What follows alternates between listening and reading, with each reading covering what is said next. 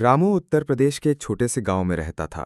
उसका घर मिट्टी का था, छप्पर की छत और सामने थोड़ी सी जमीन थी, जिस पर वो खेती करता था।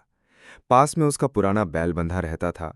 गरीबी उसके जीवन का हिस्सा थी, लेकिन उसके दिल में एक सपना था, कुछ ऐसा करने का जिससे न सिर्फ उसका जीवन बदले, बल्कि गांव के दूसरे किसानों की हालत भी सुधर जाए। रामू सुबह सुबह खेत में हल चलाता, पसीना बहाते हुए भी मुस्कुराता। उसकी मेहनत उसके सपनों का पहला कदम थी। एक दिन उसने तय किया कि वो अब केवल जैविक खेती करेगा। उसने गांव के बुजुर्ग किसानों से गोबर और पत्तों से खाद बनाने के तरीके सीखे और अपने खेत में इस्तेमाल करना शुरू किया।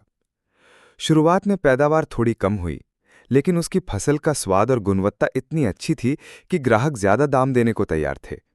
उसने अपनी पुरानी साइकिल में लकड़ी का बॉक्स लगाया और उसमें ताजी सब्जियां भरकर शहर की ओर निकल पड़ा। शहर की मंडी में एक होटल मालिक ने उसकी सब्जियां खरीदी और अच्छे दाम दिए। एक दिन गांव का एक पढ़ा लिखा लड़का छुट्टियों में आया और उसने रामू को स्मार्टफोन से ऑर्डर लेना सिखाया। अब रामू खेत से ही फसल की फोटो भेजकर शहर के ग्राहकों को बेचने लगा।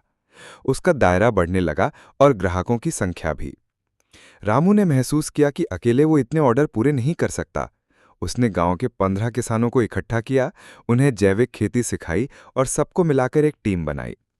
सब मिलकर फसल तैयार करते, पैक करते और शहर भेजते। 2 साल की मेहनत के बाद रामू ने अपनी कमाई से एक मिनी ट्रक खरीदा। अब वो सब्जियों के साथ साथ अनाज और दाल भी बेचने लगा। उसने गांव में पैकिंग यूनिट और कोल्ड स्टोरेज बनवाया, जिससे माल लंबे समय तक ताज़ा रह सके। 5 साल बाद रामू का कारोबार लाखों में पहुंच गया। उसके गांव के किसानों को अब साहूकार से कर्ज नहीं लेना पड़ता था।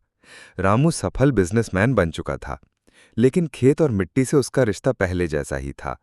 वो अक्सर कहता, मैंने गरीबी से लड़ना खेत की मिट्टी से सीखा और अमीरी का स्वाद भी खेत की मिट्टी से ही आया।